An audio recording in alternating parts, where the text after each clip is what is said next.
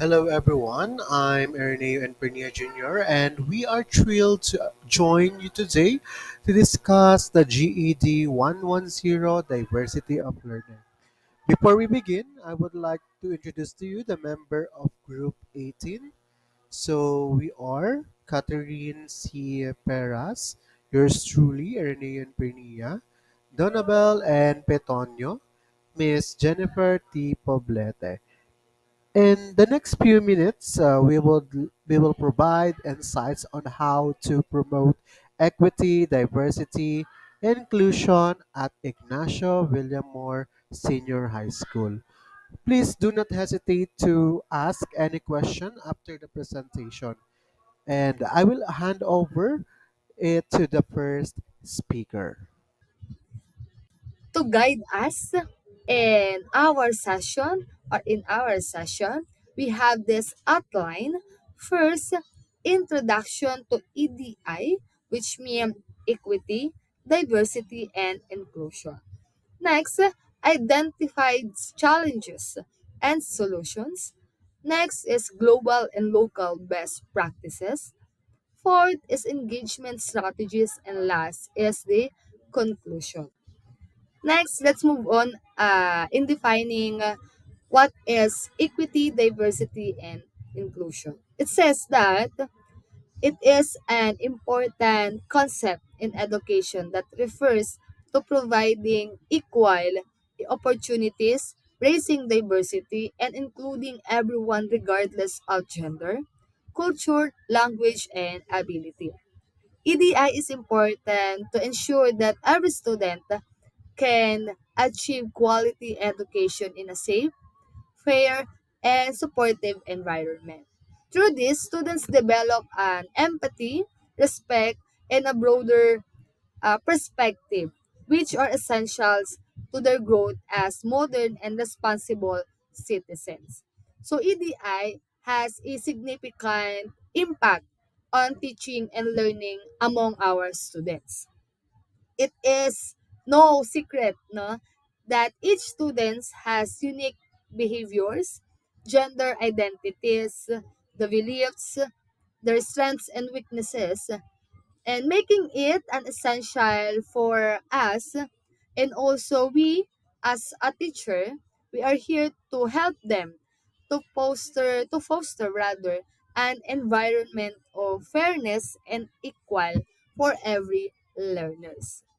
And the school that we gathered an information, the Ignacio Villamor Senior High School also faces a certain challenges in promoting the EDI within the institution. All right, let's move on to identify challenges of Ignacio Villamor Senior High School. Here's the following identified. No, first is the gender sensitive issues. Second, the bullying and discrimination. Third one is insufficient support to individual with disabilities. Next is curriculum gaps and financial support. Let's discuss first the gender sensitive issues and the bullying and discrimination. We all know that some of our students are, what do you call that, close minded, no, in terms of the gender identities of their peers and their classmates that will lead or contribute to in the instance of the bullying or discrimination within the school. Next is the insufficient support to individual with disabilities.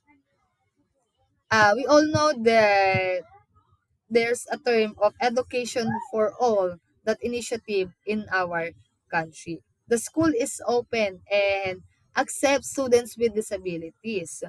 However, there's remaining a lack of adequate facilities and support to fully meet the needs of the students with the disabilities. Next one is the curriculum gaps, is another issues, no, that faced by some teachers within the school, especially when it comes to scheduling and teaching assignment, di ba? Some teachers still required to teach subject.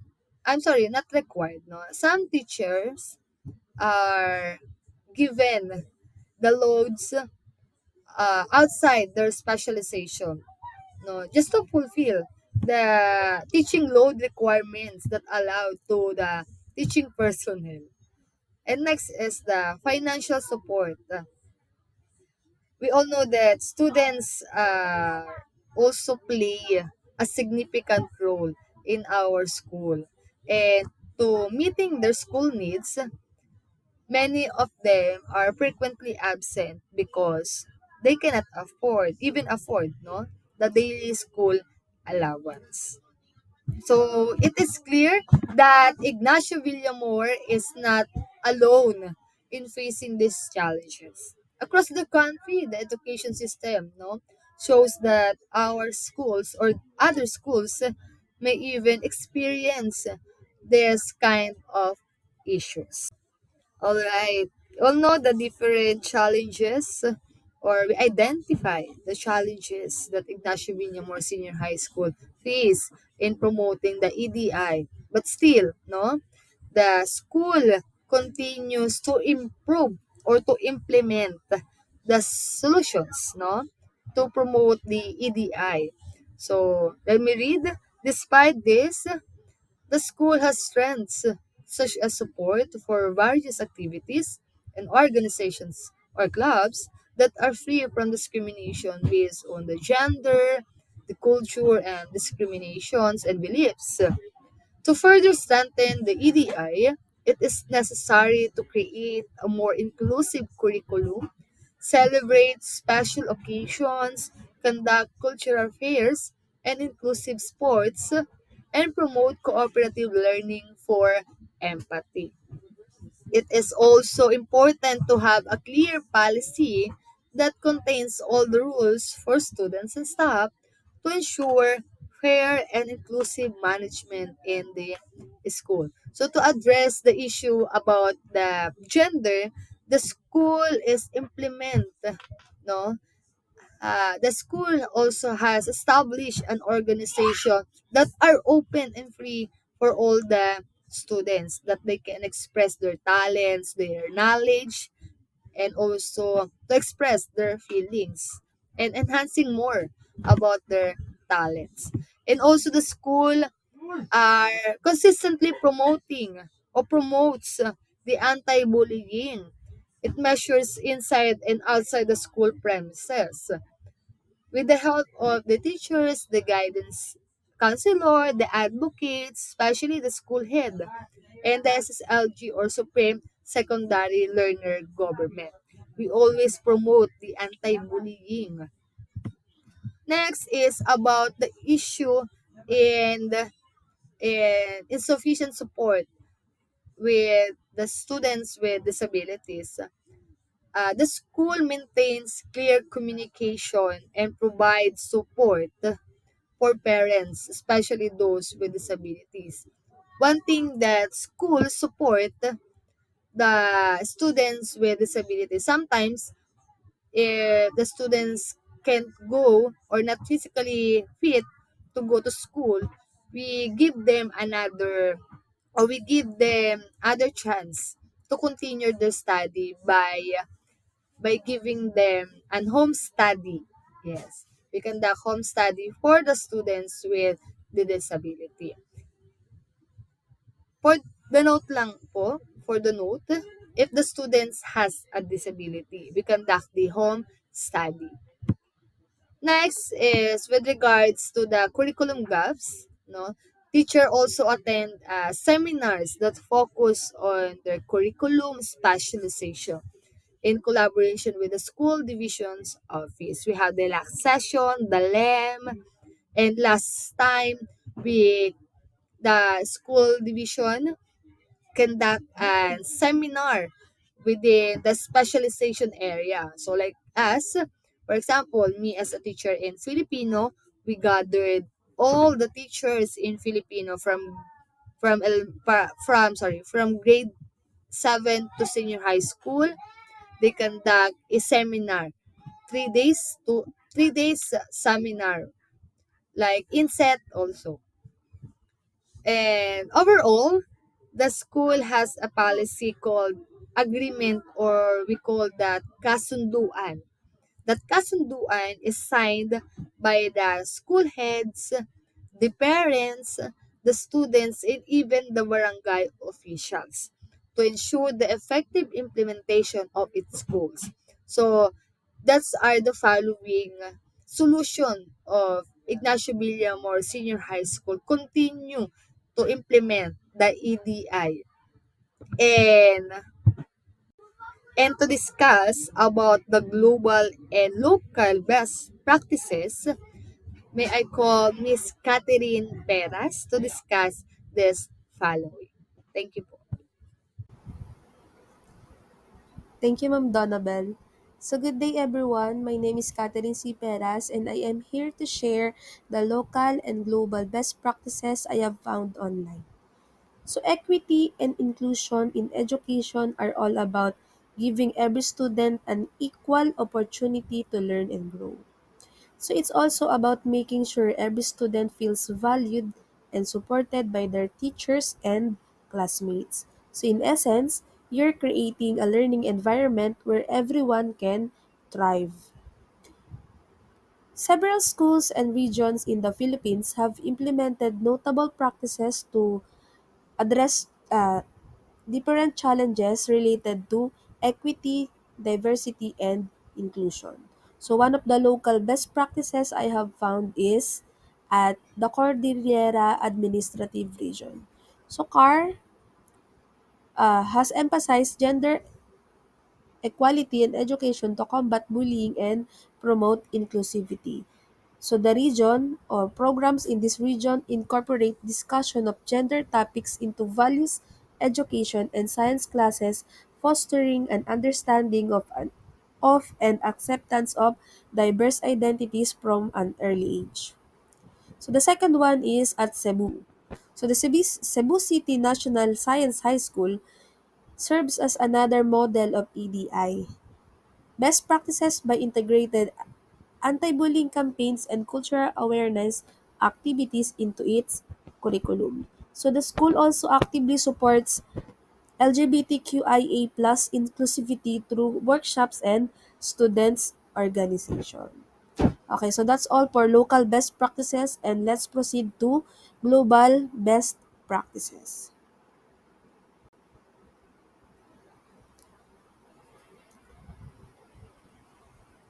The first one is Finland. Finland has operating culture enabling all students to reach their full potential. So values the importance of individualized learning and teaching practices and is proactive in identifying the early signs of student support needs, provides preventive method and properly timed support. Lastly, develop teachers' competences on inclusive teaching practices. So in order to accomplish this impressive level of inclusion that it has, so Finland education system provides three tier of support. So the first one is general, second one is the intensified, and the last one is the special support.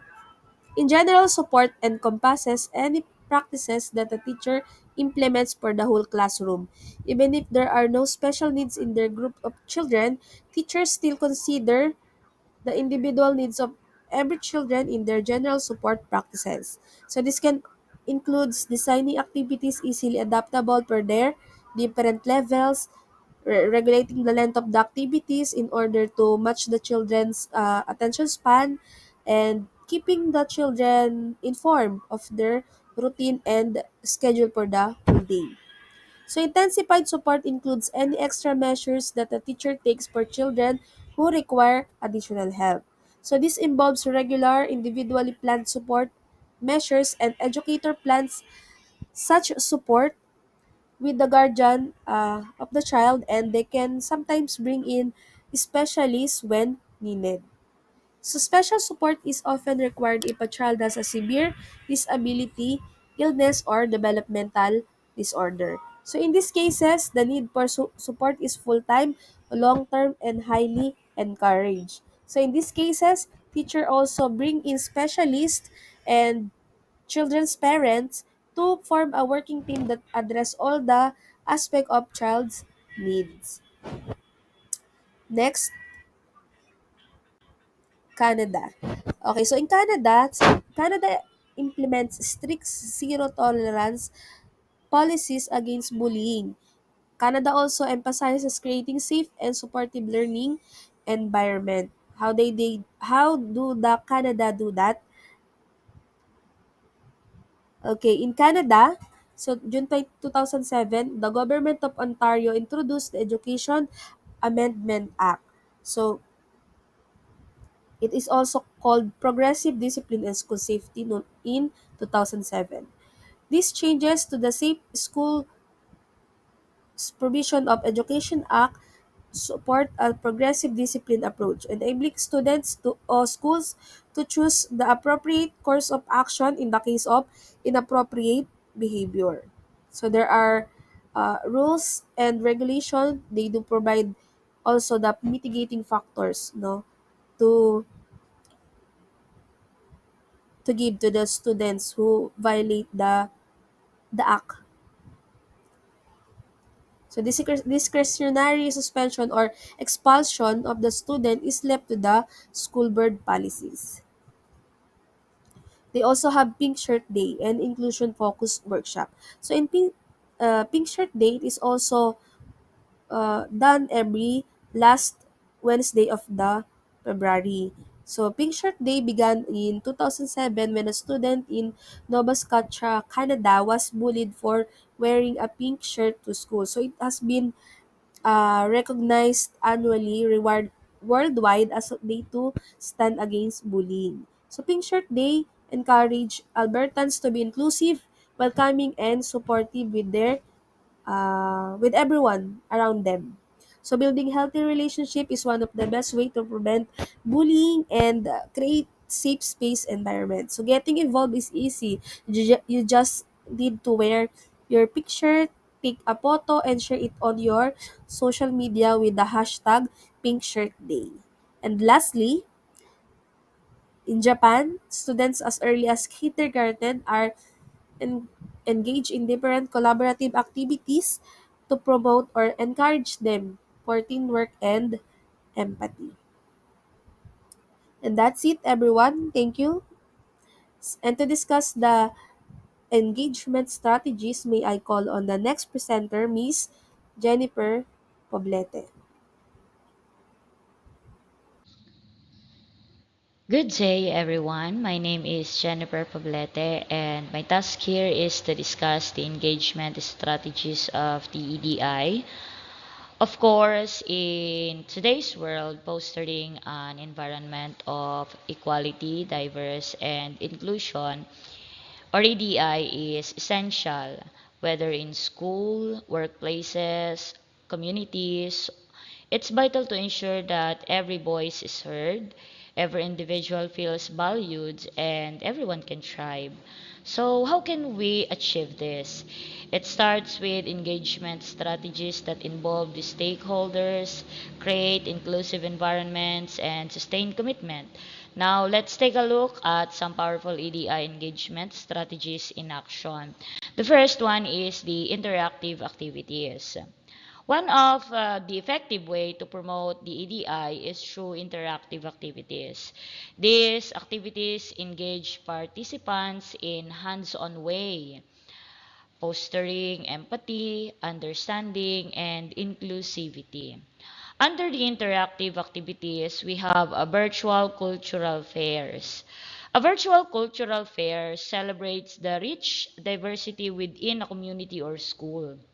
Here, families and community groups come together to showcase their cultural heritage through presentation, music, traditional clothing, art, and food.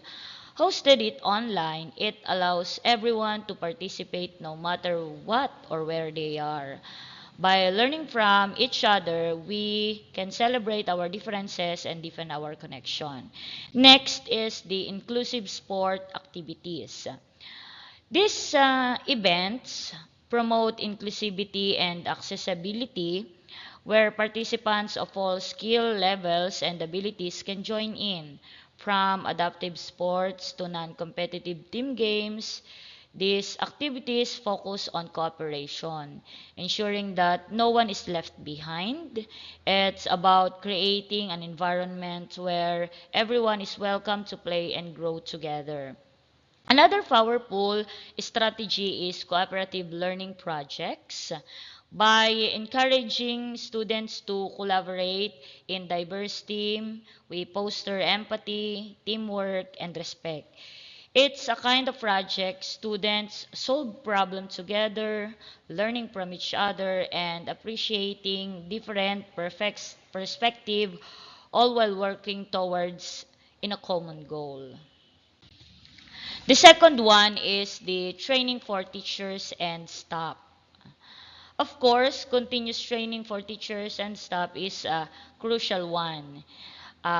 In creating an inclusive environment, it is very crucial. But ongoing professional development equips educators with the knowledge and tools needed to support every student. Under the training for teachers and staff, we have the workshop on gender sensitivity, inclusiveness, and diversity. Using this workshop, we can focus on gender sensitivity, cultural competence, and anti-bullying. It will help the teachers to navigate the diverse classroom and support all the learners effectively. And then another one is the inclusive classroom management, which is in inclusive classroom management. It empowers the teachers to create classroom that supports students from various cultural backgrounds and those with abilities, ensuring that everyone has a chance to succeed. And the last one is the student involvement. In student involvement, empowering students to take lead is another key strategies. When students drive the EDI initiatives, the efforts are not only relevant but suitable also and also meaningful. Under the student involvement, we have here empowering students to lead the EDI initiatives. Of course, encouraging students to lead the campaigns or the events like Cultural Unity Days or LGBTQIA plus awareness weeks gives them the platform to advocate for change.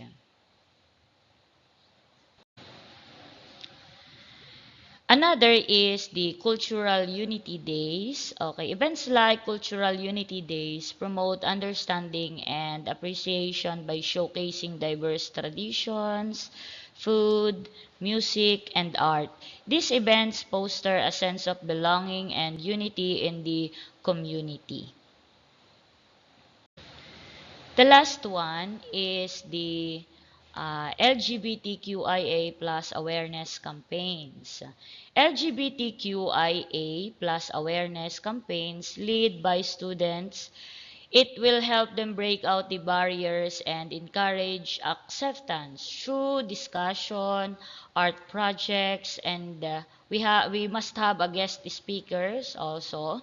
Students raise awareness and advocate for inclusivity by empowering students. We're not just promoting diversity, but we are also cultivating future leaders who will continue this work long into the future. So if we integrate these strategies such as interactive activities, continuous training, and student leadership, we can create a stronger, more inclusive community, a place where everyone's voice matters and every individual is valued. So now let's keep working together to build a more inclusive, welcoming world for all.